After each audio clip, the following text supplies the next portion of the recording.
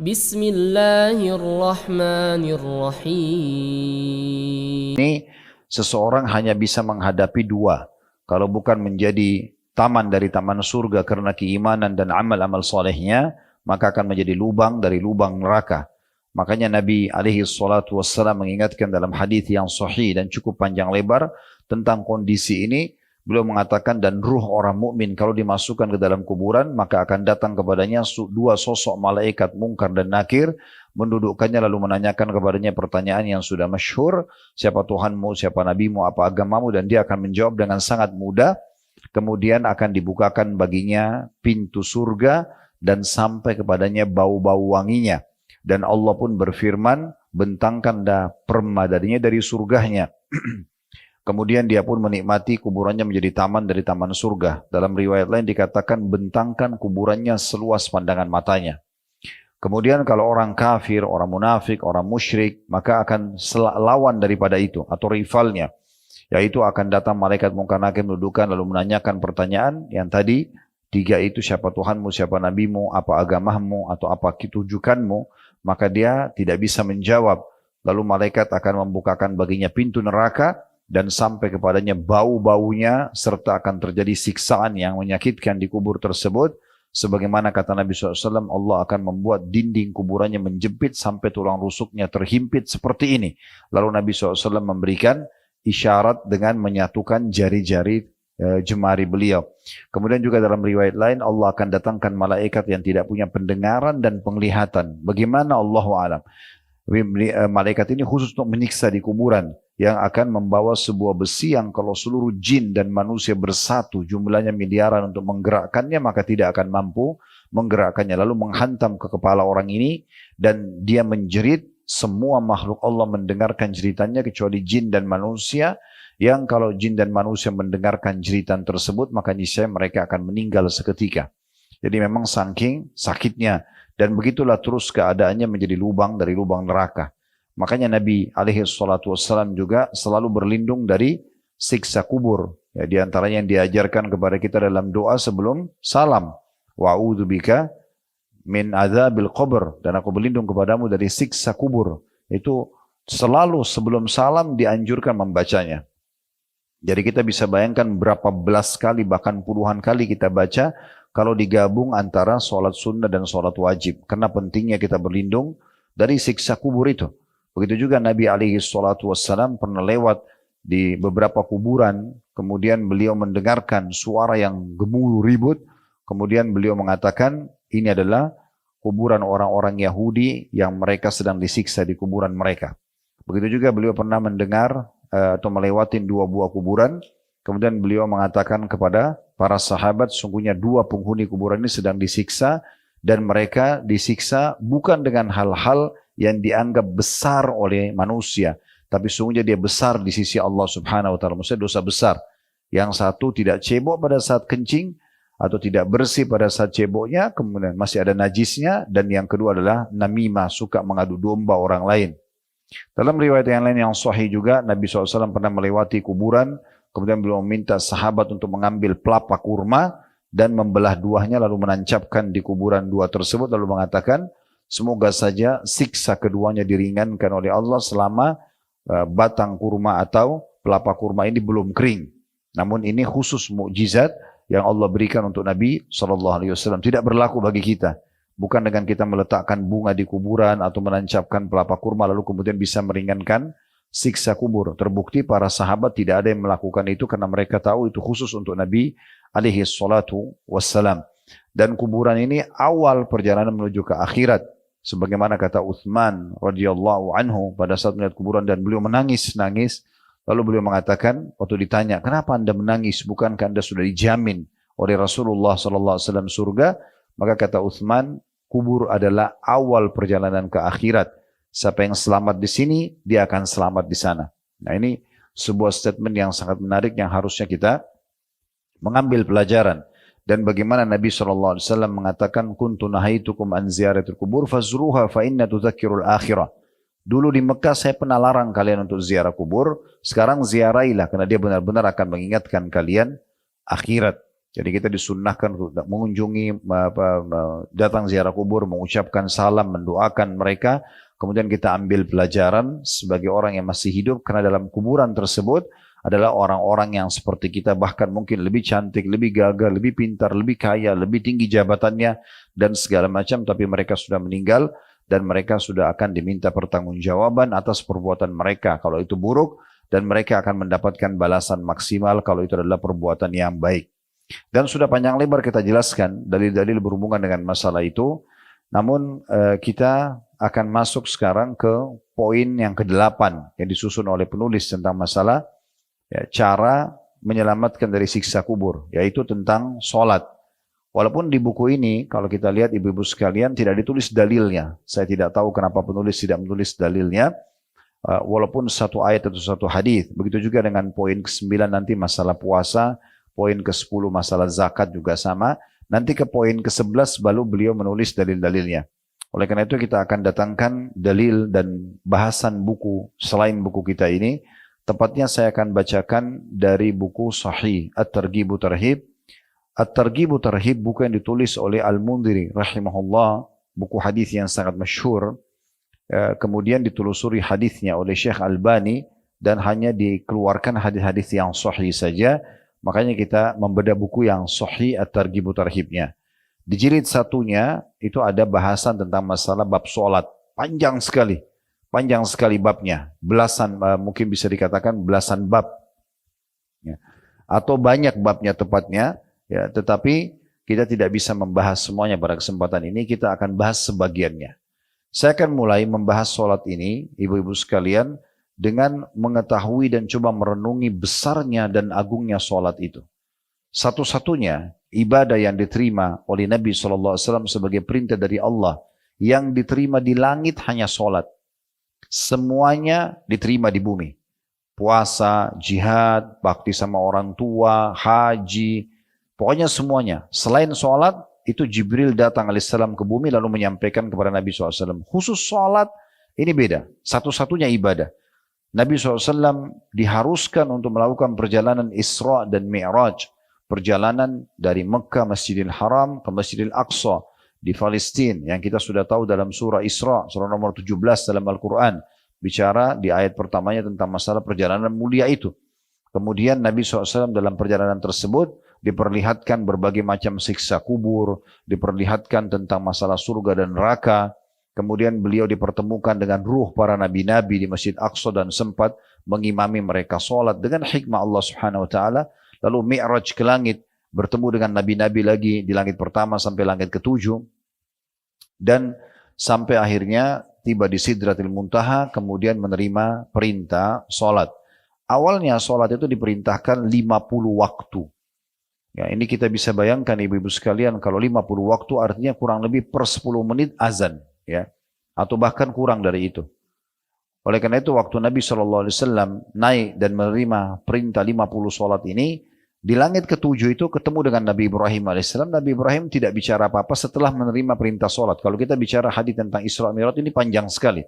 Karena ada pembicaraan antara Nabi SAW dengan Nabi-Nabi di 7 lapis langit tersebut. Tetapi yang kita fokus adalah langit ke-6-nya. Di langit ke-6 pada saat selesai menerima perintah sholat 50, itu bertemu dengan Musa AS. Nabi Musa AS ini Nabi yang paling banyak disebutkan namanya dalam Al-Quran. Ya, dan kisahnya sangat rinci.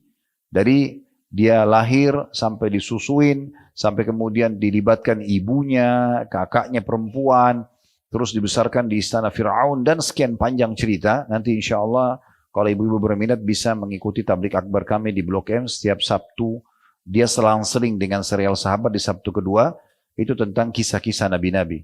Dan insya Allah nanti di bulan Desember kita akan masuk di kisah Nabi pertama, Nabi Adam AS, bisa hadir di sana, ngajak kerabat teman-temannya untuk hadir dalam majelis ilmu.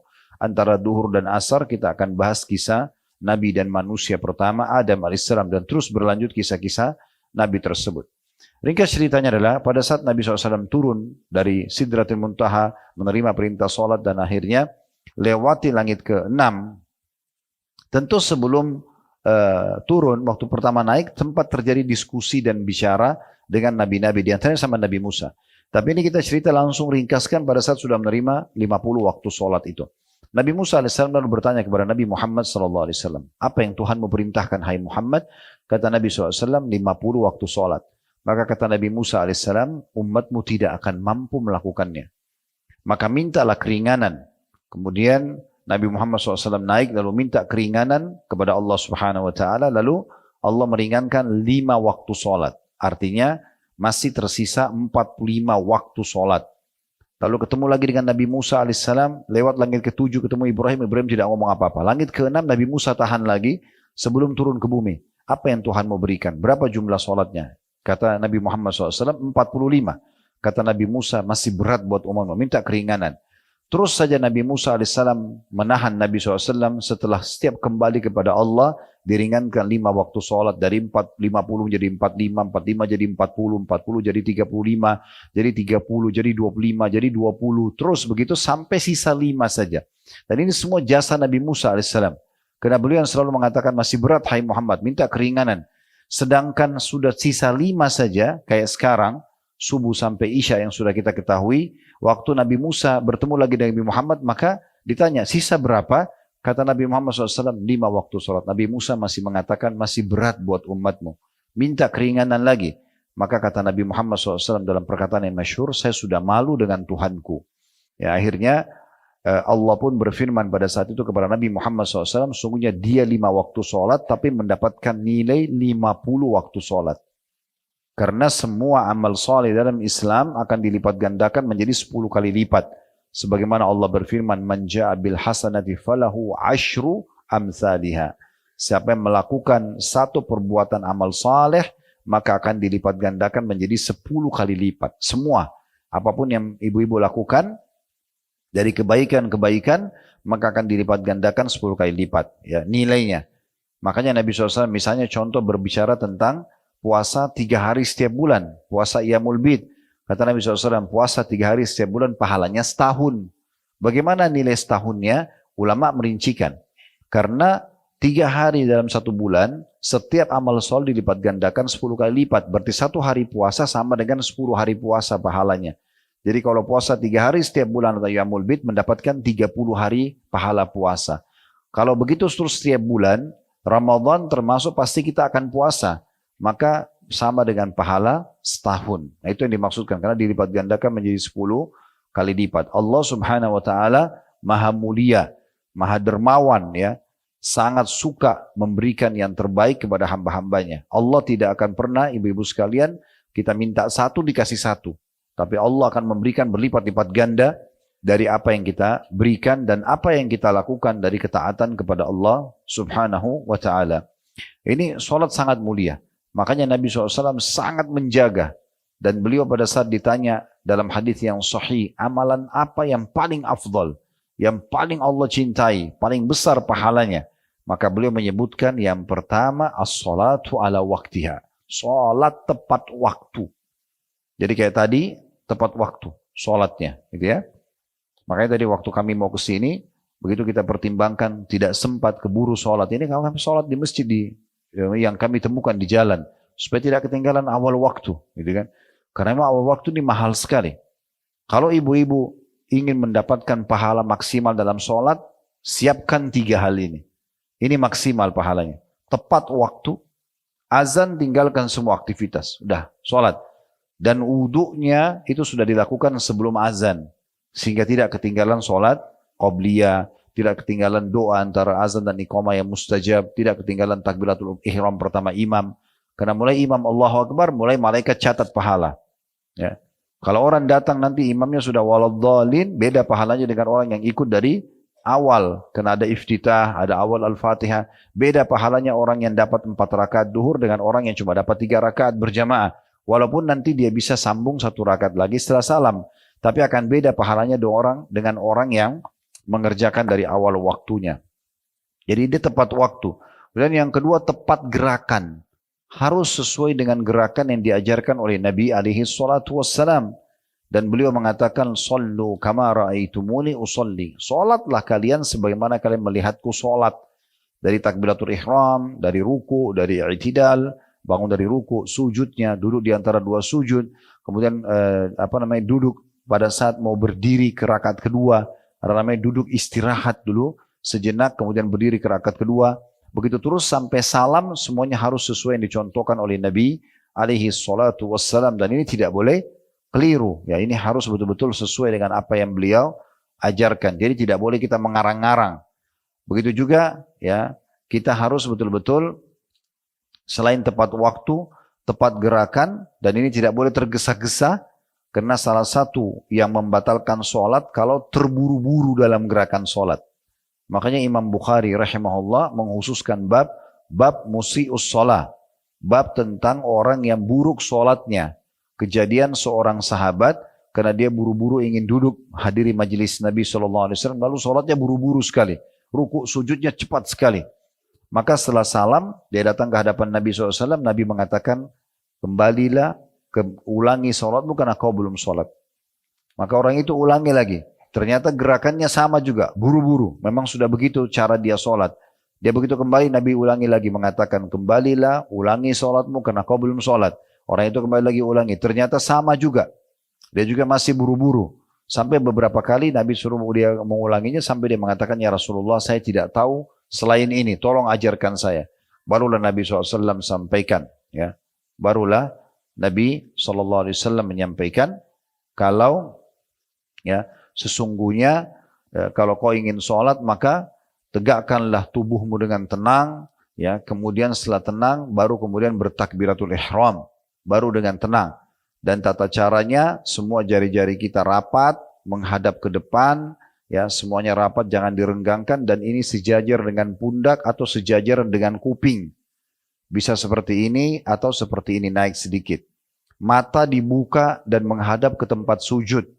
Ya, tidak boleh menutup mata. Ya, karena Nabi SAW mengatakan dalam sebuah hadis, kalau Allah akan terus memandang mata seorang hamba selama matanya menghadap ke tempat sujudnya. Ya. Kemudian setelah menghadap ini semuanya menghadap ke depan, mata menghadap ke tempat sujud, tubuhnya dan tulang belakangnya ruasnya semua tegak, kemudian baru takbiratul ihram.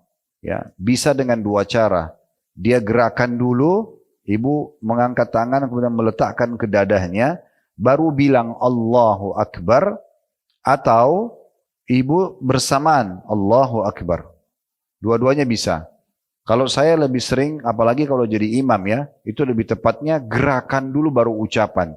Supaya makmumnya tidak mendahului imam. Jadi misalnya meletakkan dulu, baru bilang Allahu Akbar.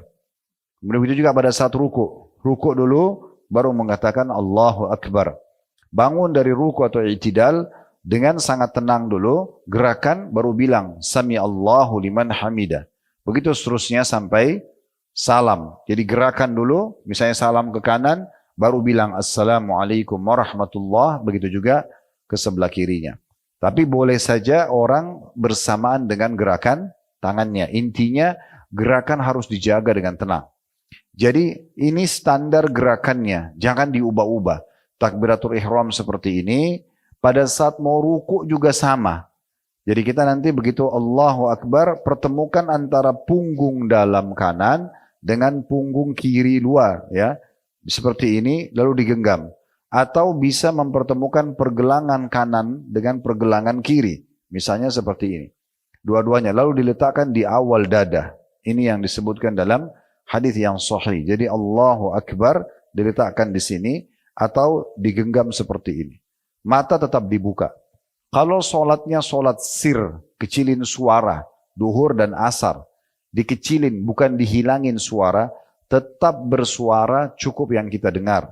Jadi mata terbuka, ruas tubuh tulangnya tegak, kemudian tetap mengeluarkan suara. Misalnya, Allahu Akbar. Kemudian mulai baca iftitah, yang kita dengar sendiri, Al-Fatih juga begitu. Jadi jangan hilangin suara.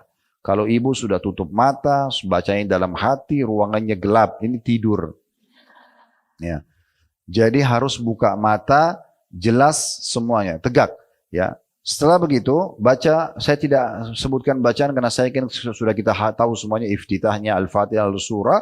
Kemudian ruku sama, ini kembali lagi, Allahu Akbar, mata tetap ke tempat sujud. Ini standarnya. Kemudian ruku dan usahakan punggung ibu itu rata. Caranya gimana? Jadi pada saat ruku, ibu jangan tundukin badannya, tapi ibu mengarahkan wajahnya ke depan. Ya. Jadi coba nanti kalau ruku, itu kita tegak tetap dan turunnya begini. Jangan turunnya begini, ya, sehingga bungkuk belakangnya. Jadi caranya turun tegak seperti ini. Ya. Sama kalau berdiri juga sama. Kalau berdiri juga sama. Sami Allah liman hamidah, ini tegak aja langsung berdirinya. Ya, jadi kita tegak. Nabi SAW dikatakan dalam riwayat kalau ruku ditaruh bejana air tidak tumpah. Ya, jadi tidak bungkuk. Ya, jadi tegak. Yang saya temukan biasa kalau bapak-bapak biasa saya praktekin. Saya suruh berdiri kemudian saya praktekin caranya. Rata-rata semuanya bungkuk. Kenapa? Karena turunnya dia bukan turun lurus ke depan tapi dia turunnya begini. Ya, sehingga bungkuk pasti. Mau nggak mau. Kemudian lutut digenggam. Ya. Biasanya kalau ini sudah kita turunkan rata ke depan, itu terasa sekali otot paha belakang ketarik. Setelah betul-betul gerakannya tenang, baru baca Subhana Rabbiyal Azim 1 kali. Kasih waktu 1 detik saja. Lalu Subhana Rabbiyal Azim 1 detik lagi, baru Subhana Rabbiyal Azim. Itu. Ya. Itu termasuk tidak tumak nina namanya. Ya. Karena hal yang ketiga yang harus diperhatikan dalam sholat, tepat bacaan. Jadi tepat waktu, tepat gerakan, tepat bacaan. Ini nggak bisa pisah kalau ibu mau dapat maksimal pahalanya. Karena kalau ibu mau memperbaiki apapun, mulai dari sholat. Apapun, mau perbaiki urusan akhiratnya, hubungannya sama Allah, memperbaiki urusan dunianya, sholatnya dulu. Kalau sholat sudah baik, baik semuanya itu. Nggak akan ada masalah lagi. Karena sholat itu awal amal yang dihisab hari kiamat. Dan Nabi SAW sudah bilang, di akhirat nanti, kalau dia baik, dia akan membantu amal lain. Kalau dia buruk, dia akan mengganggu amal lain. Dalam riwayat lain, kalau sholatnya sudah lolos di timbangan amalnya karena bagusnya, maka dia sudah beruntung. Dan kalau dia rusak, maka rugilah dia. Celaka dia. Oleh karena itu harus 3 hal ini berkumpul. Ya, tepat waktu, tepat gerakan, dan tepat bacaan. Nah, setelah ibu tenang baca dalam ruku, bangun. Bangunnya sama tadi ya. Jadi punggungnya itu naik lurus ke atas. Sami Allahu liman hamidah. Mata tetap ke tempat sujud. Ini sama begini. Nah, ini ada 2 cara. Dua-duanya khilaf ulama kembali kepada sebuah hadis yang sama. Disebutkan bahwasanya Nabi SAW kalau bangun dari ruku, anggota tubuh beliau kembali seperti semula. Kembali seperti semula. Di sini ulama beda pendapat. Apakah sebelum takbiratul ihram sehingga sami Allah liman hamidah tangannya kembali ke samping, ya, atau kembali tubuh Nabi SAW itu setelah takbiratul ihram? Pernah lihat gak ada orang sami Allah hamidah kembali tangannya ke dada? Nah, itu tidak bisa disalahkan karena kembali kepada dalil yang sama. Nah, cuma bedanya pendapat pertama ulama bilang yang dimaksud anggota tubuh Nabi SAW kembali seperti semula adalah sebelum takbiratul ihram, makanya ditaruh di samping paha. Dan yang mengatakan setelah takbiratul ihram berarti kembali ke dada. Dua-duanya boleh. Kalau saya sarankan ibu lakukan sesekali. Selama ada pendapat ulama, jadi di buku amal kita tercatat pernah gerakan ini, pernah gerakan itu. Selama ada dalilnya. Ya. Kemudian begitu juga nanti kalau dalam bacaan-bacaan ya, bacaan doa iftitah itu banyak sekali ragamnya. Usahakan dihafal semuanya, diamalkan. Kalau tidak bisa mungkin maksimalkan. Misalnya ada 7 bacaan iftitah, ibu bisa hafal 5, 6, kalau enggak mungkin 3, 2, atau 1, tapi paling tidak ada yang ibu pernah praktekin yang kedua, mungkin sekali atau 2 kali. Supaya dalam buku amal kita tercatat, kita pernah mengamalkan sunnah-sunnah Nabi alaihi salatu wassalam. Ini kalau kita ingin bahas panjang sekali ya, karena doa iftitah saja itu maknanya sangat dalam, dan ragamnya banyak sekali lafadznya. Begitu juga dengan baca Al-Fatihah dengan sangat tenang, masing-masing ayat diberikan haknya. Baca surah juga makin panjang dibaca, maka makin besar pahalanya. Oleh karena itu saya sarankan untuk menambah hafalan minimal di juz 30. Jangan inna ataina wal asr terus. Ya. Dan ingat, sholat itu kita yang membutuhkannya. Allah nggak butuh dengan sholat kita. Kenapa banyak orang sholat buru-buru? Karena dia pikir dia store kewajiban. Ini keliru. Allah nggak butuh. Ibu kalau dari lahir sudah bisa sholat, sudah bisa ngomong misalnya. Kan bayi nggak mungkin ya. Tapi kalau misalnya kita anggap bayi itu sudah bisa ngomong, udah faham, udah bisa sholat. Ibu sholat dari bayi sampai umur ibu 200 tahun. Allah tidak butuh dengan sholat itu. Kita yang butuh. Dan kita harus tahu, per satu sholatnya, per satu gerakan, dan per satu bacaannya, itu akan sangat membantu kita di timbangan amal hari kiamat. Jangan sia-siakan. Jangan sia-siakan. Per gerakan, per bacaannya, semua akan ada nilai pahalanya. Jadi nggak boleh disia-siakan. Ini luar biasa keagungannya. Makanya syaitan berusaha datang, merusak amal-amal sholat itu, supaya hilang konsentrasinya gitu ya. Makanya kata Nabi SAW, ada orang di hari kiamat tidak terima pahala sholat kecuali 3/4-nya. Ada yang cuma setengah, ada yang cuma sepertiga, ada yang cuma seperempat, ada yang 1/10. Ada yang sholat yang nanti diremukkan seperti pakaian kotor dan dilempar ke wajahnya. Karena tidak sadar, Allah Akbar sadar, salamnya nanti sadarnya setelah salam gitu kan. Karena semuanya mengkhayal tentang masalah janjian, kunci yang hilang, segala macam gitu ya. Itu karena bisikan syaitan. Jadi harus konsentrasi dengan cara tadi. Buka matanya, ya, kemudian sedikit keluaran suara, dan kita ya menjaga setiap gerakan dan juga bacaan kita. Ini penting sekali. Kemudian setelah bangun dari ruku pun ini ada macam-macam doanya. Ya, ada macam-macam. Ibu usahakan bisa menghafal dan mengamalkan semua. Kalau bisa, kalau nggak bisa beberapa. Ada subhana rabbil azim, ada subhana rabbil azim wa bihamdi, ada subuhun kudusun rabbul malaikati warruh, ada subhana dzil jabarut wal malakut wal kibriyai wal azama, ada subhanakallahumma bihamdika Allahumma gfirli. Banyak doa-doanya bisa kita pilih ya. Jadi kita bisa baca. Begitu juga setelah itu bangun, dan ini minimal bacanya sekali, bisa dibaca 3 kali sampai 10 atau 11 kali. Ya, terkadang Nabi SAW membaca, apalagi di sholat malam beliau, sampai 10 atau 11 kali. Begitu juga dengan pada saat sholat istisqa, sholat gerhana, maaf, ya, sholat khusuf dan khusuf, ya, sholat gerhana bulan dan gerhana matahari. Itu kita dianjurkan sholat sampai gerhananya hilang.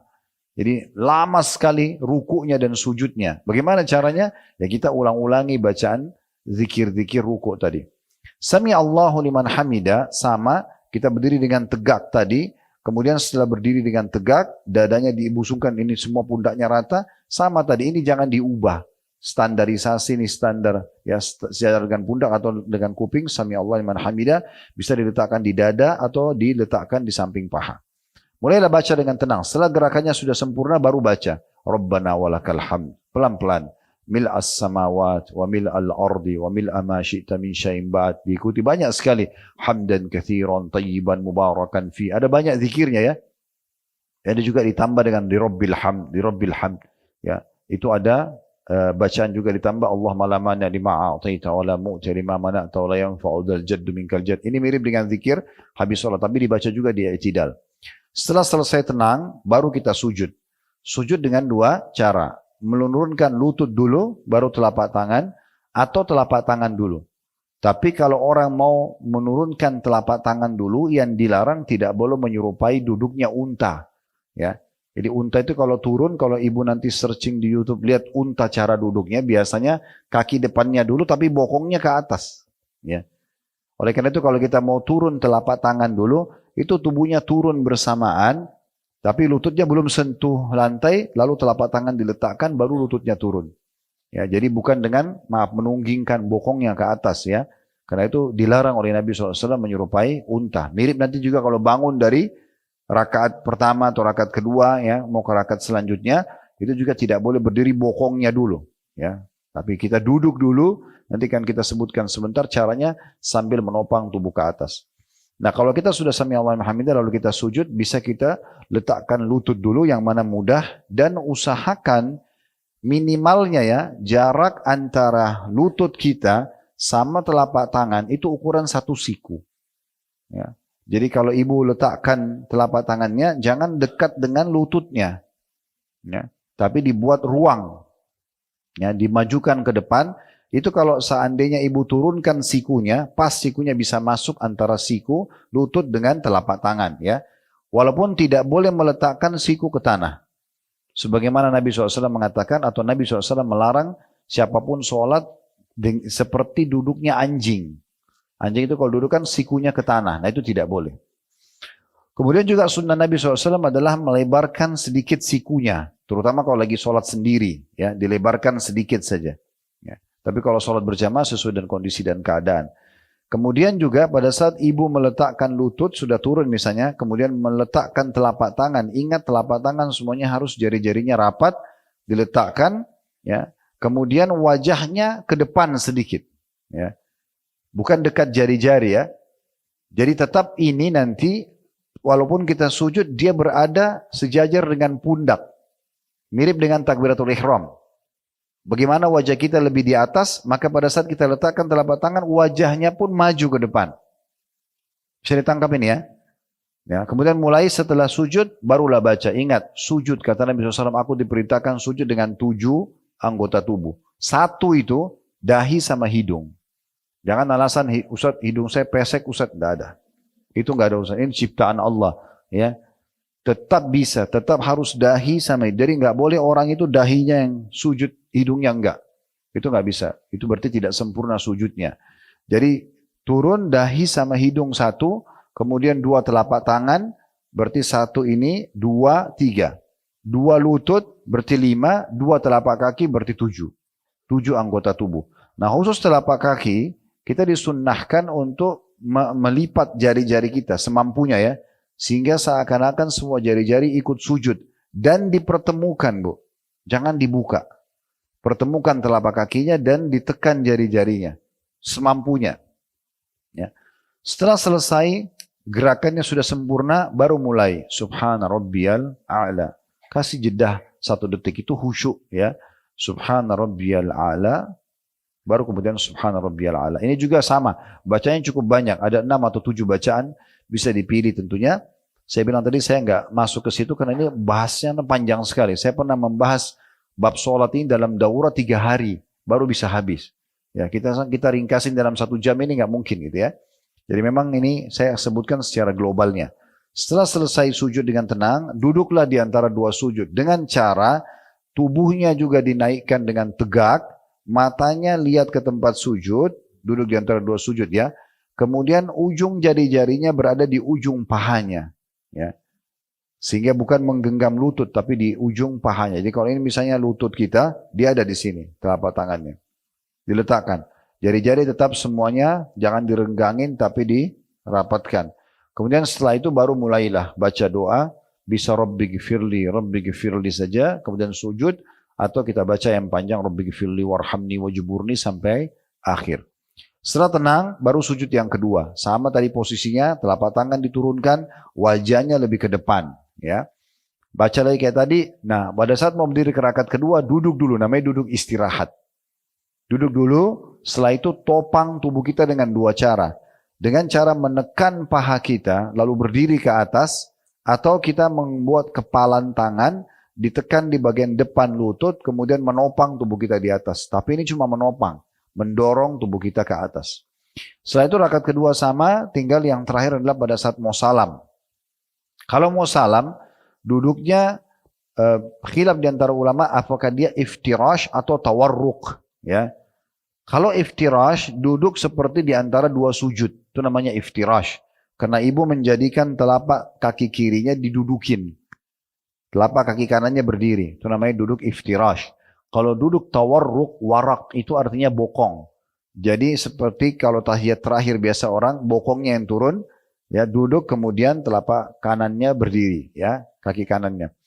Nah di sini khilaf di antara ulama. Kalau Imam Syafi'i rahimahullah mengatakan, di semua rakaat terakhir yang akan salam, apakah 1 rakaat, misalnya kayak witir, rakaat terakhir, 1 rakaat, atau 2 rakaat subuh, ataupun lebih daripada itu. Intinya, di rakaat terakhir, semuanya duduknya tawarruk. Semua duduknya tawarruk. Semua duduknya pakai bokongnya, yang penting sudah mau salam, walaupun 1 rakaat. Kalau Imam Ahmad mengatakan bukan seperti itu. Ya. Selama masih kurang dari 3 rakaat, 1 rakaat atau 2 rakaat saja, duduknya iftirash. Duduknya iftirash, ya, atau duduknya seperti di antara 2 sujud. Dan ini khilaf di antara ulama, artinya kita bisa memilih mana yang lebih mudah buat kita. Seperti itulah. Kemudian setelah baca, atau tinggal kita tambahkan juga khilaf di antara ulama, kapan mengangkat jari di tasyahud. Ada yang mengatakan nanti pada saat syahadat, asyhadu an la ilaha illallah seperti umumnya kita tahu. Ada juga yang mengatakan diangkat dari awal. Dari at-tahiyyatu lillah wassalawat sudah diangkat jarinya. Ini khilaf di antara ulama dan kita boleh pilih salah satunya. Kemudian setelah selesai membaca semuanya, salam. Salamnya dengan menegakkan tetap tulang belakang kita, jari telunjuknya ditutup, setelah baca, kemudian mulai balik. Dikatakan Nabi SAW kalau salam, maka putih pipi beliau terlihat oleh makmumnya. Artinya bukan cuma menoleh, tapi balik. Assalamualaikum warahmatullah, sampai terlihat oleh makmum seakan-akan dan ini sejajar, ditahan sebentar, baru balik lagi. Assalamualaikum warahmatullah, sama juga. Jadi bukan cuma menoleh saja, ya. Dan Allahu a'lam, saya pribadi belum pernah menemukan dalil tentang masalah mengusap wajah setelah itu. Jadi setelah salam, maka sudah selesai sholatnya. Sudah selesai sholatnya. Jadi 3 hal ini harus diperhatikan, yaitu tepat waktu, tepat gerakan, dan tepat bacaan. Ini saya ringkaskan dari sekian banyak bab sholat itu ya. Sekarang kita masuk kepada motivasinya. Apa yang memotivasi kita supaya mau menjaga sholat itu? Biasa bahasa agama kita kan ceramah itu fadilah, ya, keutamaannya terlalu banyak. Saya akan bacakan, saya bilang tadi dari buku Sahih At-Targhib At-Tarhib dalam kitab sholatnya. Di antaranya hadis Abu Sa'id Al-Khudri radhiyallahu anhu, dan hadis ini adalah hadis yang sahih diriwayatkan oleh Al-Bazzar dan juga At-Tabarani. Bahwasanya dia mendengarkan langsung Nabi SAW bersabda, as-salawatul khamsu kaffaratun lima bainahuma. Salat 5 waktu itu benar-benar akan membersihkan dosa-dosa di antaranya. Thumma qala Rasulullah SAW, kalau Nabi SAW mengatakan, berikan perumpamaan, ara'aita law anna rajulan kana ya'tamil wa kana baina manzilihi wa baina mu'tamilihi 5 anhar. فإذا أتى معتمله عمل فيه ما شاء الله فأصابه الوسخ أو العرق فكلما مر بنهر اكتسل ما كان ذلك يبكي من درنه فكذلك الصلاة كلما عمل خطيئة فدعا واستغفر غفر له ما كان قبلها. Kata Nabi SAW, bagaimana menurut kalian jika ada orang yang bekerja dan antara rumah dan tempat kerjanya ada 5 sungai yang dilewatin. Ini rumahnya, itu tempat kerjanya. Ada 5 sungai di antara rumahnya dan tempat kerjanya. Apabila dia mendatangi tempat kerjanya, dia bekerja keras sesuai dengan kehendak Allah, lalu badannya pun terkena kotoran dan keringat. Lalu setiap kali dia melewati sungai, maka dia mandi. Apakah hal itu masih menyisakan kotoran di tubuhnya? Tanda tanya. Artinya, dari tempat kerjanya dia ada 5 sungai ke rumahnya. Tadi waktu dia pergi dia nggak mandi. Tapi begitu sudah keringatan, sudah kotor, dia pulang ada 5 sungai. Dia mandi di sungai pertama, setelah bersih, dia mandi lagi sungai kedua, bersih, sungai ketiga, bersih, sungai keempat, bersih, sungai kelima, bersih. Baru tiba di rumahnya. Nabi tanya, apakah dengan 5 kali mandi di 5 sungai ini, masih ada kotoran tubuhnya? Tanya, tentu kita sudah tahu jawabannya, nggak mungkin ada kotoran. 1 kali mandi aja sudah bersih, apalagi 5 kali. Maka kata Nabi SAW, begitulah sholat. Setiap kali dia melakukan kesalahan, lalu dia berdoa dan memohon ampun, maka kesalahan yang telah dilakukannya akan diampuni. Dalam riwayat lain, diriwayatkan oleh Imam Muslim, dari hadis Jabir radhiyallahu anhu, ini hadis kedua kita. Dia mengatakan bahwasanya Rasulullah SAW bersabda, mathalus salawatil khamsi, kamathali nahrin jarin ghamrin, ala babi ahadikum, yaktasilu minhu kulla yaumin 5 marrat. Perumpamaan sholat 5 waktu adalah seperti sungai yang mengalir deras di depan pintu salah seorang dari kalian, di mana dia mandi darinya 5 kali setiap harinya. Jadi kalau hadis yang kedua ini lebih ringkas. Nabi SAW berikan gambaran, kalau di depan rumah seseorang di antara kita ada sungai, dia mandi sehari 5 kali. Ya. Maka sudah jelas dia akan bersih dari segala macam kotoran. Ya. Begitu juga dengan hadis yang lain, hadis yang diriwayatkan oleh At-Tabarani dalam Mu'jam Al-Saghir dan Mu'jam Al-Awsat dengan sanad hasan. Ini hadis yang ketiga dari Abdullah bin Mas'ud radhiyallahu anhu. Ya. Dia berkata, Rasulullah SAW bersabda, tahtariqun, fa idza shallaitumus subha ghasalatha, thumma tahtariqun, fa idza shallaitumudz dhuhra ghasalatha, thumma tahtariqun, fa idza shallaitumul asra ghasalatha, thumma tahtarikun fa idza shallaitumul maghriba ghasalatha thumma tahtarikun fa idza shallaitumul isya ghasalatha thumma tanamuna fala yuktab alaikum hatta tastayqidu. Jadi sebenarnya keutamaan sholat ini banyak sekali hadisnya ya. Saya coba memilah-milah hadis yang mungkin ibu masih jarang dengar. Ya. Apa itu? Di antaranya hadis ini, riwayat Tabarani. Dengan sanad hasan.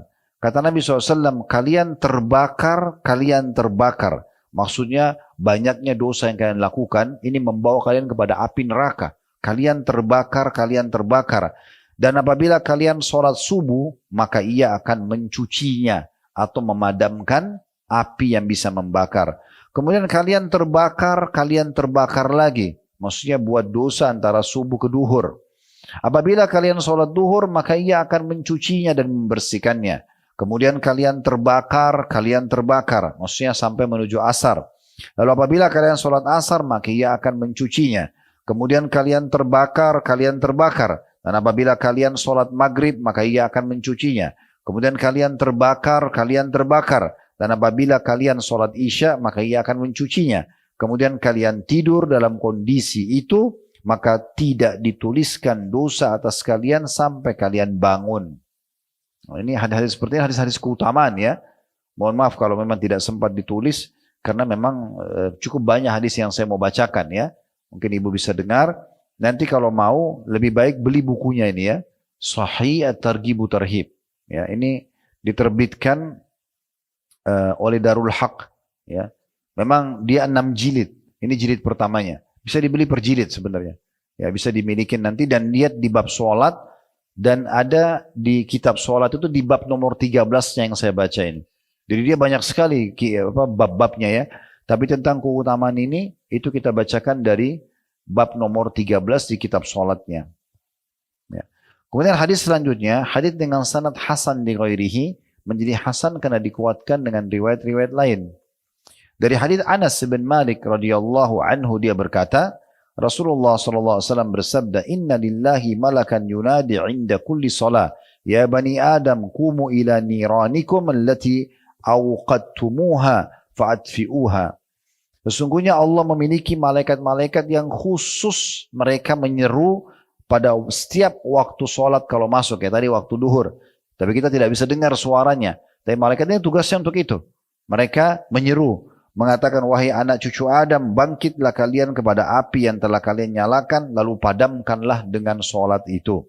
Diriwayatkan oleh Tabarani dalam Mu'jamul Awsat. Ya. Kemudian hadis selanjutnya juga hadis yang sahih. Hadis ini diriwayatkan oleh Tabarani dalam Mu'jamul Kabir. Diriwayatkan oleh Abdullah bin Mas'ud radhiyallahu anhu bahwasanya Rasulullah SAW bersabda, yub'atsu munadin 'inda hadrati kulli shalah fayaqul ya bani adam qumu fa'atfi'u 'ankum ma awqadtum 'ala anfusikum fayaqumun fatasqutu khatayahum min a'yunihim wa yusallun fayughfaru lahum ma bainahuma thumma tuqiduna fi ma baina dhalik fa idza kana 'inda salatil ula nada ya bani adam qumu fa'atfi'u ma awqadtum 'ala anfusikum fayaqumun fayatatahharun wa yusallun dalam kurung al-zuhr fayughfaru lahum ma bainahuma fa idza hadaratil 'ashr famithlu dhalik fa idza hadaratil maghrib famithlu dhalik fa idza hadaratil 'atamatu famithlu dhalik fayanamun wa qad ghufira lahum mudlaj fi khairin wa mudlaj fi syarrin. Terjemahannya kata Nabi SAW dalam hadis yang sahih ini, seseorang penyeru dari kalangan malaikat diutus oleh Allah pada setiap waktu sholat 5 waktu bila tiba. Lalu malaikat itu mengatakan, wahai anak cucu Adam, berdirilah, lalu matikanlah dari kalian apa yang telah kalian nyalakan atas diri kalian sendiri dari api. Maka mereka pun berdiri, ya, maka dengan sholat, maka kesalahan-kesalahan mereka berjatuhan dari mata mereka. Mereka sholat, baru dosa-dosa yang ada di antara keduanya diampuni untuknya. Kemudian kalian menyalakan lagi di antara itu, buat dosa lagi. Lalu ketika sholat pertama telah tiba, dia memanggil, wahai anak cucu Adam, berdiri lalu matikanlah apa yang telah kalian nyalakan atas diri kalian. Mereka pun lalu berdiri lalu bersuci dan menunaikan sholat duhur. maka dosa-dosa yang ada di antara keduanya diampuni untuknya. Jika asar telah hadir, maka seperti itu. Jika maghrib telah hadir, maka seperti itu. Jika isya telah hadir, maka seperti itu. Lalu dia pun tidur dalam keadaan telah diampuni. Maka ada yang melalui malam dalam keadaan baik, dan ada yang melalui malam dalam keadaan buruk. Artinya, ada orang yang memang karena sholat dibersihkan dosa-dosanya, ada orang yang karena tidak sholat maka dia dalam keadaan buruk. Tentu di sini perlu kita garis bawahi ibu-ibu sekalian, yang dimaafkan adalah dosa-dosa kecil, bukan dosa besar ya. Dosa-dosa kecil. Kalau dosa-dosa besar itu wajib taubat nasuha, sebagaimana Imam Nawawi rahimahullah mengatakan harus melalui 3 syarat. Ini sudah pernah kita jelaskan. Meninggalkan dosa itu seketika, menyesali dan berjanji sama Allah tidak akan mengulanginya. Nah itu baru bisa diampuni dosa besarnya ya. Hadis selanjutnya adalah hadis yang disebutkan sahih li ghairihi. Ini istilah, maksudnya dia sahih karena dikuatkan dengan riwayat-riwayat lain. Dan ini mauquf, maksudnya hanya sampai ke sahabat. Kalau ibu dengar hadis marfu' berarti sampai ke Nabi. Kalau mauquf hanya sampai ke sahabat ya. Tapi ini tetap semua kalaupun dari sahabat berarti memang mereka ambil dari Nabi alaihissalam. Tapi kalau misalnya Salman Al-Farisi berkata, Abdullah bin Umar berkata, Abdullah bin Abbas berkata, Umar bin Khattab berkata, lalu kemudian statementnya langsung, itu diistilahkan dengan mauquf ya, hanya sampai ke sahabat. Dikatakan bahwasanya satu hari Salman pernah berdiri sholat di akhir malam, seolah-olah dia menyaksikan apa yang dia duga sebelumnya. Dia menyampaikan ya bahwasanya Salman berkata, ya, maksudnya ini disebutkan oleh Tariq ibn Shihab. Dia berkata, dia pernah menginap di rumah Salman Al-Farisi untuk melihat kesungguhannya dalam ibadah. Lalu dia melihat Salman berdiri di akhir malam seolah-olah dia tidak menyaksikan apa yang dia duga sebelumnya. Maksudnya dia tidak sangka kalau sampai sehusyuk itu sholatnya. Lalu kemudian Salman berkata setelah salam kepada Tariq ibn Shihab, seorang tabi'in, Tariq ibn Shihab rahimahullah, dan Salman Al-Farisi sahabat Nabi.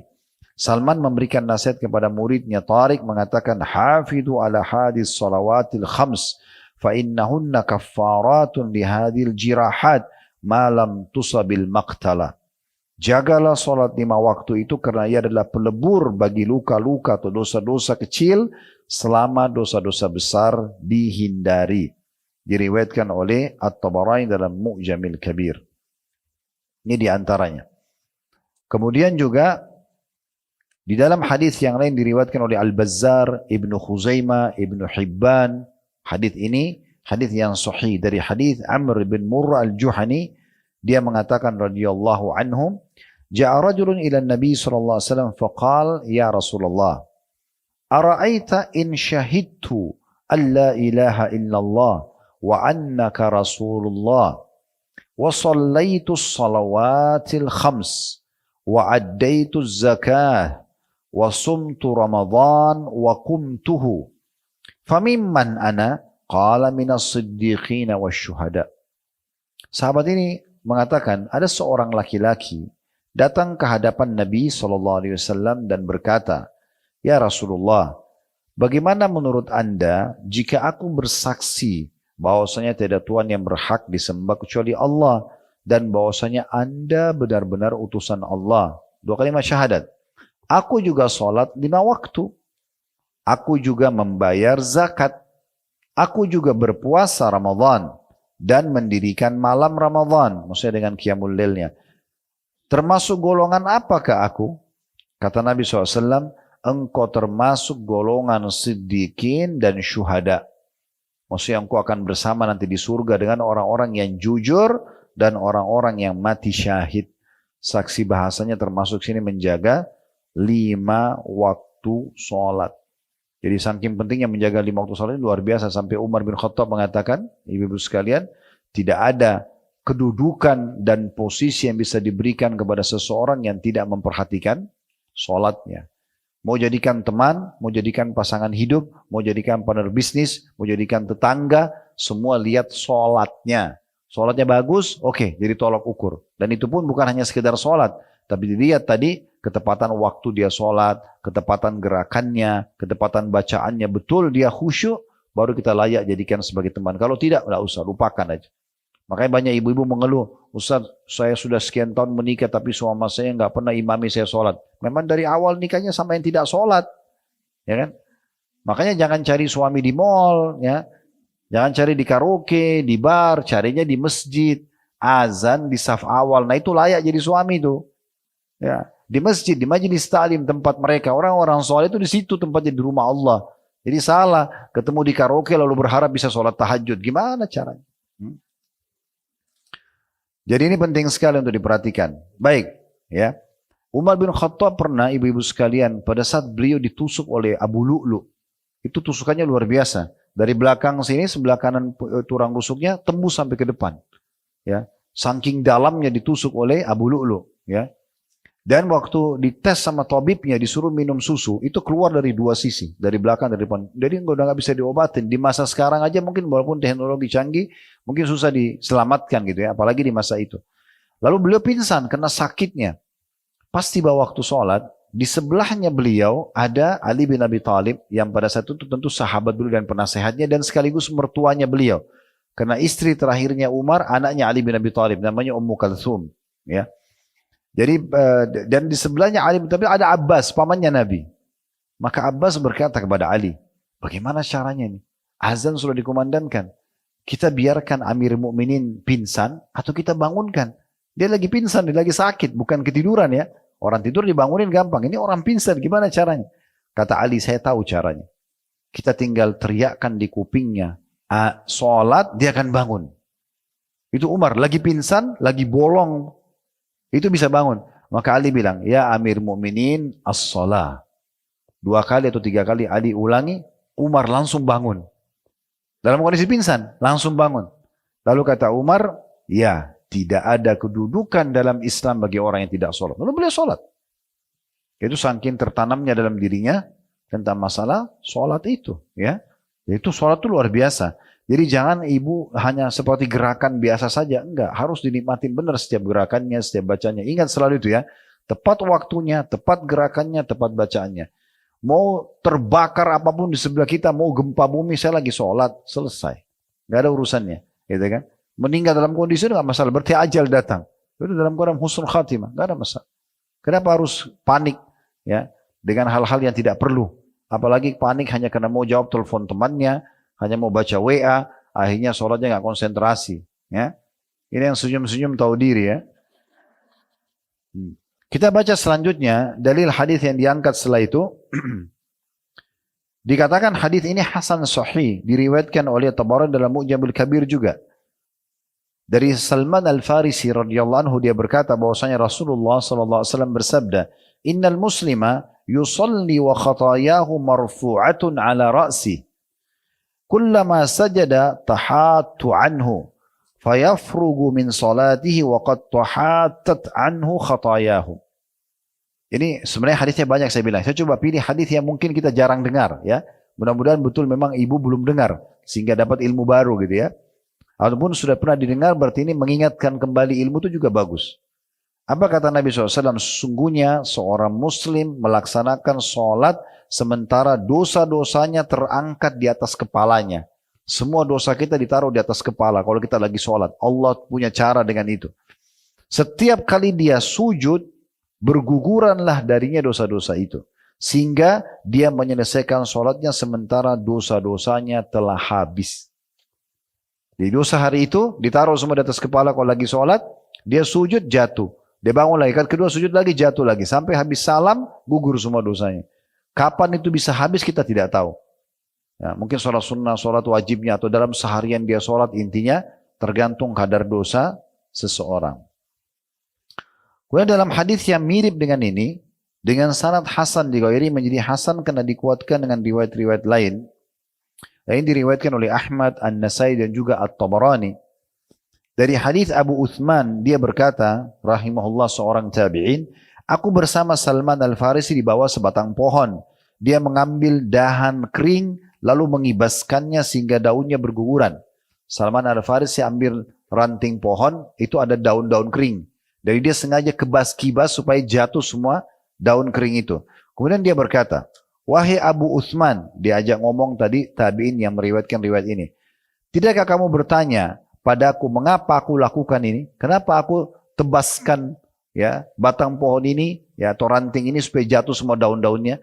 Ini luar biasa ya. Jadi para ulama-ulama dulu, para sahabat itu mereka tidak buat hal sia-sia. Ini aja digoyangin ada maksudnya. Maka dia bilang sama muridnya, kau tidak tanya kenapa saya lakukan ini? Maka kata Abu Uthman, aku bertanya, mengapa anda melakukannya?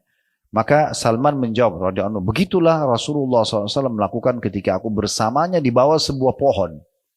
Jadi saking ingin menukil murni ajaran Nabi seperti apa, sampai Salman praktekin begitu. Saya juga pernah di bawah pohon begini seperti ini, Nabi juga ambil ranting yang ada daun-daun kering, lalu Nabi juga kebasin. Lalu Nabi tanya juga kepada saya, kamu nggak tanya kenapa saya kebasin ini?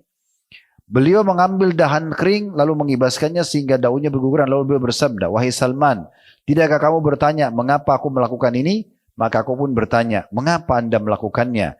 Lalu Rasulullah SAW bersabda, ini hadisnya, innal muslima idza tawadda fa ahsana al-wudu thumma shalla as-salawatil khams tahattat khatayahu kama tahattu hadzal waraq. وقال وأقم الصلاة طرفي النهار وزلفا من الليل إن الحسنات يذهبن السيئات ذلك ذكرى للذاكرين. Sesungguhnya kata Nabi SAW, apabila seorang muslim berwudu dengan sempurna, lalu dia membaguskan wudunya, ini juga termasuk bahasan dalam bab sholat ya, tapi kita tidak singgung karena ini wudu bab sendiri. Tapi termasuk membawa kehusyuan juga, tambahannya itu adalah kalau ibu sempurnakan wudunya, jangan buru-buru. Ingat ada batas minimal ya. Ini pergelangan batas minimal. Jangan kurang kenanya. Enggak sah wudunya, enggak sah sholatnya nanti kan. Kumur-kumur juga begitu sama hidung atau ya, madmadah istinsyak. Membasuh wajah juga semua wajah harus kena. Tangan sampai siku, ingat sikunya. Kadang-kadang kita siram, ini enggak kena ini bagian bawah ya. Itu juga kepala sampai ke tengkuk, kaki juga minimal mata kaki diusahakan lebihkan. Dan kata Nabi SAW, sesungguhnya perhiasan seorang mukmin pada hari kiamat nanti di surga memenuhi anggota tubuhnya yang terkena dengan wudunya, gitu ya. Sampai Abu Hurairah pernah wudhu menggulung bajunya sampai ke atas, lalu beliau siram bukan di siku, di atasnya. Ditanya oleh seorang tabi'in, kenapa anda lakukan ini? Dia mengatakan karena saya mendengarkan Rasulullah SAW bersabda, perhiasan seorang mukmin akan dipenuhi tubuhnya yang tersentuh dengan air wudunya. Jangan dibayangkan ini emas atau perak ya. Perhiasan kita tidak tahu apa. Allah SWT maha kuasa, nanti di surga dikasih apa yang jelas dapat perhiasan gitu ya. Begitu juga nanti anggota tubuh ini akan mengeluarkan cahaya yang terang di hari kiamat. Sebagaimana Nabi SAW bersabda kepada para sahabat. Ini saya datangkan hadis lain dulu, nanti kita kembali ke hadis kita ya. Kata Nabi SAW, saya ingin sekali melihat saudara-saudaraku. Kata para sahabat, ya Rasulullah, kami saudara-saudara anda. Kata Nabi SAW, bukan. Kalian adalah sahabat-sahabatku. Saudara-saudaraku yang datang nanti sepeninggalku. Ya kita-kita ini dianggap saudara oleh Nabi SAW. Maka kata para sahabat, ya Rasulullah, bagaimana anda mengenal mereka? Sementara nanti ketemunya di mahsyar. Kan kita nggak mungkin ketemu Nabi di dunia. Nabi sudah meninggal. Ketemunya nanti di mahsyar, hari kebangkitan. Kata Nabi SAW, kalau seandainya seseorang punya kuda-kuda yang banyak, tapi di antara kuda itu ada kuda yang bagian bulu dahinya, kan kuda itu ada rambutnya di sini ya. Itu berwarna putih dan keempat kakinya bulunya juga berwarna putih. Bisa dibedakan dari kuda-kuda yang lain? Kata para sahabat, tentu ya Rasulullah. Artinya yang lain tidak begitu, tapi dia sendiri kuda ini begitu. Tentu saja bisa dibedain, gitu kan? Maka kata Nabi SAW, begitulah mereka datang hari kiamat dari tempat-tempat uduk mereka mengeluarkan cahaya yang terang, gitu ya. Jadi tenang ya, jangan buru-buru sekali uduk. Ini biasa kalau saya jelaskan dalam pelatihan sholat ini, tenang. Dan ingat, jangan mubazir air. Pakai pelan-pelan saja. Jangan keran ini terus sambil ngobrol sama teman. Ini air jalan terus. Ya, nggak boleh mubazir. Gosok telapak tangan dengan tenang. 1, 2, sampai 3. Kumur-kumur, ambil satu cakupan dengan telapak tangan. Masukkan di mulut kumur-kumur, sisanya hirup di hidung. Namanya istinsyak. Dihirup. Kata Nabi SAW, kuatkan istinsyak kalian kecuali kalian sedang puasa. Lalu istinthar, keluarkan dengan tangan kiri. Baru basuh wajah. Ya, sudah tenang, sudah 3 kali, baru tangan sampai siku. Kanan dulu sampai 3 kali, baru kiri 3 kali. Baru kepala disentuh dari awal tumbuh rambut sampai ke tengkuk. Ya, kalau laki-laki boleh dikembalikan lagi ke depan. Kalau perempuan tinggal nepuk-tepuk saja. Ditepuk-tepuk sampai ke depan.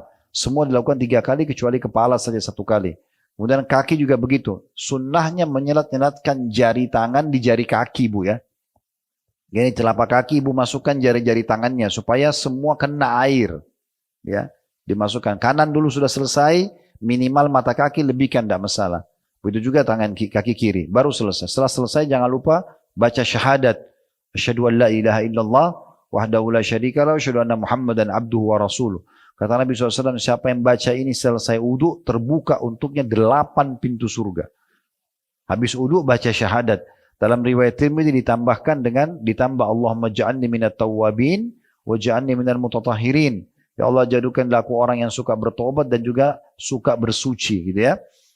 Nah kita kembali ke hadis kita tadi. Kata Nabi SAW, tidak ada seorang muslim yang berwudu lalu dia membaguskan atau menyempurnakan wudunya. Tenang, tadi sudah kita sampaikan. Kemudian dia melakukan sholat 5 waktu. Maka kesalahan-kesalahannya berguguran seperti daun ini berguguran. Seperti tadi waktu ditebasin ya ranting yang ada daun keringnya. Lalu kemudian beliau membaca firman Allah Subhanahu wa taala dalam surah Hud ayat 114 yang artinya surah Hud ayat 114, dan dirikanlah sholat itu pada kedua tepi siang, maksudnya pagi dan petang, dan pada bagian permulaan pada malam. Ya, sesungguhnya perbuatan-perbuatan baik itu akan menghapus perbuatan-perbuatan buruk. Itulah peringatan bagi orang-orang yang mau mengingatnya. Itulah peringatan bagi orang-orang yang mau mengingatnya. Kemudian selanjutnya, hadis yang mungkin kita bacakan juga. Hadis dengan sanad hasan, dan hadis ini diriwayatkan oleh Tabarani dari hadis Abu Darda radhiyallahu anhu bahwa Rasulullah SAW bersabda, khamsun man ja'a bihinna ma'a imanin dakhala al-jannah man hafaza 'ala as-salawatil khams 'ala wudu'ihinna wa ruku'ihinna wa sujudihinna wa mawaqitihinna wa shama ramadhana wa hajjal baita in istata'a ilayhi sabila wa ata az-zakata tayyibatan biha nafsu wa 'adda al-amanah. Qila ya Rasulullah, wa ma ada'ul amanah? Qala al-ghuslu minal janabah. Inna Allah lam ya'man ibna Adam ala syai'in min dinihi ghairaha. Kata Nabi SAW 5 perkara. Diperhatikan baik-baik. Barang siapa yang mengerjakannya disertai dengan keimanan. Yakin itu perintah Allah. Dan berharap pahalanya. Itu namanya disertai dengan keimanan. 5 perkara. Barang siapa yang mengerjakannya disertai dengan keimanan. Niscaya dia pasti masuk surga. Dijamin masuk surga. Yang pertama, ini yang jadi saksi bahasan kita, orang yang menjaga sholat 5 waktunya. Lalu Nabi rincikan, menjaga wudunya, menjaga rukuknya, menjaga sujudnya, dan ketepatan waktu-waktunya. Ya, ini sholat. Saya ulangi kata Nabi SAW 5 perkara. Barang siapa yang mengerjakannya disertai karena iman atau disertai dengan iman, niscaya dia masuk surga. Orang yang pertama, orang yang menjaga sholat 5 waktu, dirincikan dengan menjaga wudunya, rukuknya, sujudnya, dan ketepatan waktu-waktunya. Ya, sebenarnya ini sholat 5 waktu, menjaga wudunya, rukuk sama sujud sudah kita tahu. Ya. Kemudian waktu-waktunya, ketepatan waktu tadi. Kemudian yang kedua, berpuasa Ramadan. Tapi ini nggak dirincikan apa-apa, cuma puasa Ramadan. Yang ketiga, berhaji ke Baitullah jika dia mampu. Kemudian yang keempat, membayar zakat dengan jiwa yang rela. Jadi sebenarnya rukun Islam ini ya. Jaga sholat, jaga puasa, jaga zakat. Tapi zakat dengan keridoan jiwa, bukan karena terpaksa. Dan yang kelima, menunaikan amanah. Jadi Nabi SAW ada yang beliau ingin titip pesankan nih, amanah apa nih ya. Maka ditanyakan kepada Nabi SAW, ya Rasulullah, apa yang anda maksudkan dengan amanah di sini? Karena biasanya orang fahamnya amanah itu titipan perkataan, titipan barang gitu ya. Maka kata Nabi SAW, mandi junub. Sesungguhnya Allah tidak mengamanahkan selain mandi junub kepada anak cucu Adam pada sesuatu dari agamanya. Jadi kalau maaf orang sudah berhubungan biologis, yang paling sesuai dengan sunnah langsung mandi. Gak ditunda. Ya.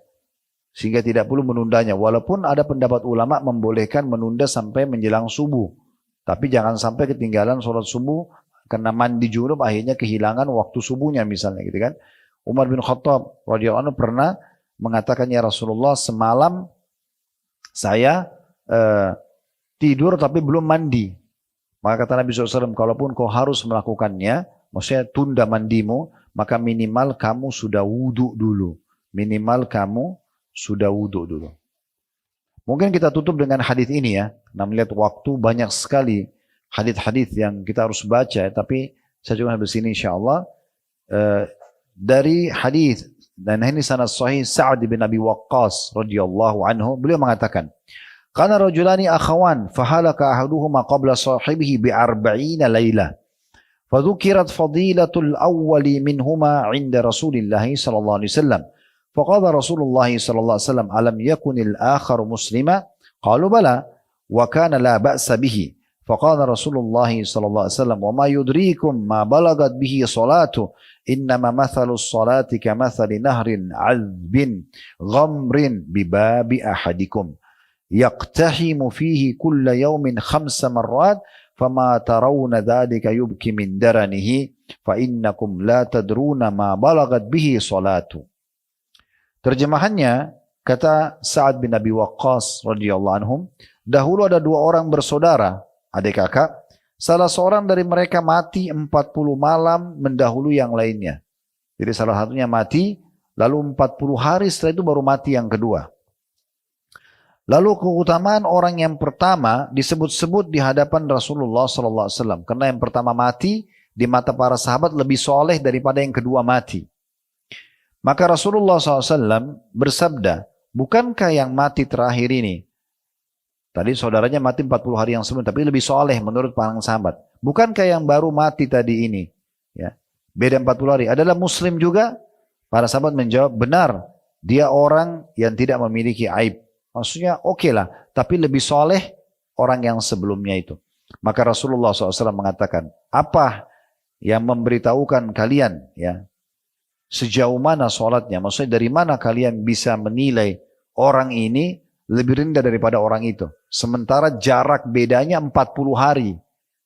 Ya, dari mana kalian bisa tahu orang ini lebih rendah derajatnya sementara 40 hari dia sempat sholat? Karena perumpamaan sholat adalah seperti sungai sejuk lagi deras di pintu salah seorang dari kalian di mana dia mandi padanya setiap hari 5 kali. Menurut kalian, apakah sholatnya itu masih menyisakan sedikit kotoran dosanya? Sesungguhnya kalian tidak mengetahui sejauh mana sholatnya. Artinya, sholatnya orang yang mati terakhir ini bedanya 40 hari dengan saudaranya sebelumnya. Itu sudah cukup untuk membedakan dia lebih tinggi derajatnya daripada saudaranya yang mati sebelumnya. Hadis ini diriwayatkan oleh Imam Malik. Riwayat yang lain yang disebutkan oleh Ibnu Khuzaimah dari Amir bin Sa'ad bin Abi Waqqas, dia mengatakan, aku mendengarkan Sa'ad ayahku berkata bahwasanya Rasulullah SAW bersabda, kana rajulani akhawani fi kata Sa'ad bahwasanya kana rajulani fi ahdi Rasulillah sallallahu alaihi wasallam wa kana ahaduhuma afdala min al-akhar wa tuwfiya alladhi huwa afdaluhuma thumma ummira al-akharu ba'dahu 40 laila thumma tuwfi fadhukira dhalika li Rasulillah sallallahu alaihi wasallam faqala alam yakun yusalli qalu bala ya Rasulullah wa kana la ba'sa bihi faqala Rasulullah sallallahu alaihi wasallam wa ma yudrikum ma balagat bihi salatun. Dahulu, jadi ini masih satu nomor urut hadisnya, 2 riwayat tapi mirip-mirip, makanya saya bacakan sekaligus. Di riwayat yang lain tadi dikatakan oleh riwayat Ibnu Khuzaimah, dia kata Nabi, di masa Nabi SAW ada 2 orang bersaudara, ya. Salah seorang dari keduanya lebih soleh dari yang lainnya. Yang lebih soleh itu wafat terlebih dahulu, yang lainnya dipanjangkan umurnya sekitar 40 malam setelah yang soleh tadi mati. Lalu hal tersebut disebutkan di depan Rasulullah SAW, maka Nabi mengatakan tentang orang yang kedua yang dianggap tidak sesoleh yang pertama. Bukankah dia sholat? Para sahabat mengatakan, benar ya Rasulullah. Orang yang kedua ini tidak memiliki aib. Cuma saja dia tidak sesoleh yang pertama. Maka kata Nabi SAW, apakah yang memberitahukan kalian? Ya, Allah yang lebih mengetahui sejauh mana sholatnya. Maksudnya, kenapa kalian bisa menilai orang ini lebih sedikit? Padahal sebenarnya dia sempat sholat berapa waktu? 40 malam dibandingkan saudara itu sudah cukup membandingkan derajatnya di surga. Jadi kalau kita mau baca hadis-hadis ini cukup banyak sekali hadis-hadis yang mungkin tidak memungkinkan kita membaca semua. Tinggal mungkin saya ingin tambahkan tentang masalah sholat berjamaah. Kita tutup dengan ini. Jadi kalau ibu bisa sholat berjamaah jauh lebih baik, lebih afdal ya. Walaupun ibu punya hukum sendiri, ibu kalau lebih afdal sholat di rumah sendiri atau berjamaah. Tapi selama bisa berjamaah di rumah atau ikut ke masjid itu bisa dilakukan juga. Dan ibu boleh ke masjid. Sebagaimana sabda Nabi SAW, La tamna'u ima Allahi masajidullah. Jangan kalian menolak atau melarang hamba-hamba Allah wanita untuk menuju ke masjid. Kalau ibu lagi lowong, ya maaf, apalagi yang sudah sepuh mungkin, anak-anak sudah besar semua, suami lagi pergi kerja, ibu lagi rumah dekat masjid, pergi aja sholat ke masjid, tidak ada masalah. Walaupun lebih afdal di rumah ya, karena boleh perempuan sholat di masjid, bukan tidak boleh. Tapi sholat berjamaah ini, ya, kalaupun ibu mau kerjakan di rumah, usahakan misalnya, maaf ada pembantunya, ada anaknya, jangan sholat sendiri. Bahkan boleh ibu kalau misalnya ada suami di rumah, membahasakan ke beliau, nanti kalau habis sholat di masjid, segera pulang imami saya ya, boleh. Ya, nanti suami sholat lagi, tapi sudah hukumnya sunnah buat dia. Disebutkan dalam sebuah riwayat Mu'adz bin Jabal radhiyallahu anhu, beliau seringkali sholat bersama Nabi SAW, lalu beliau pulang lagi mengimami kaumnya. Dan dalam riwayat yang lain pernah ada sahabat telat masuk dalam masjid, sementara orang sudah salam, lagi berzikir, dia baru mau sholat sendirian. Lalu Nabi SAW tahan dulu, sebentar, jangan kamu sholat dulu. Lalu beliau bersabda kepada jemaah di masjid, siapa yang mau bersedekah untuk saudaranya ini? Maksudnya temani dia sholat. Lalu Abu Bakar berdiri mengatakan, saya Rasulullah. Abu Bakar lalu sholat dengan orang tersebut, Abu Bakar baru salam. Tapi di sini hukumnya sudah hukum sunnah, supaya jangan sholat sendirian. Ya, sholatnya berjamaah. Karena kata Nabi SAW, as-salatu fi jama'atin ta'adilu 25 sholat.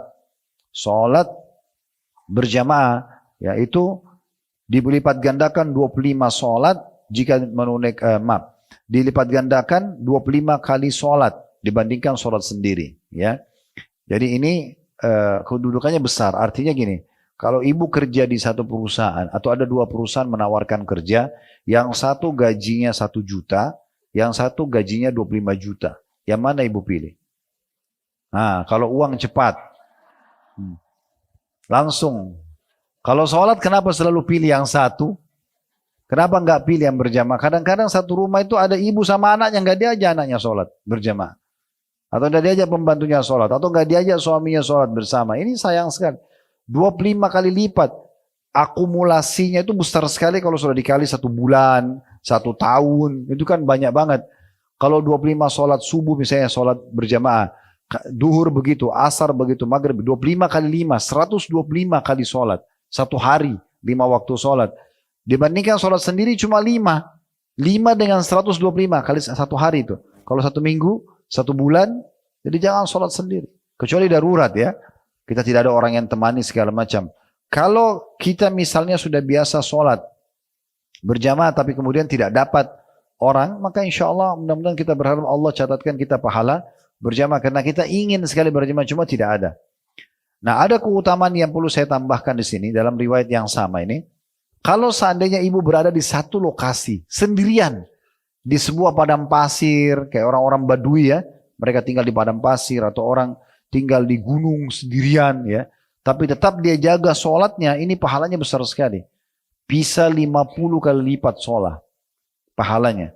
Sebagaimana sabda Nabi SAW, فَإِذَا صَلَّهَا فِي فَلَاتٍ فَأَتَمَّ رُكُوعَهُ وَسُجُودَهَا بَلَغَتْ 50 sholat. Kalau dia sholat di satu wilayah atau di sebuah padang yang sepi sendirian dia, karena ada biasa itu di kampung-kampung ya, dia tinggal sendiri di gunung, jauh sekali. Atau orang-orang di padang pasir penggembala domba, dia bawa dombanya jauh, dia nggak bisa kembali ke kota jauh. Tapi begitu azan dia tetap sholat, maka karena dia dirikan sholat, dia dapatkan pahala 50 sholat. Ya, karena tetap mendirikan sholat itu. Allahu a'lam.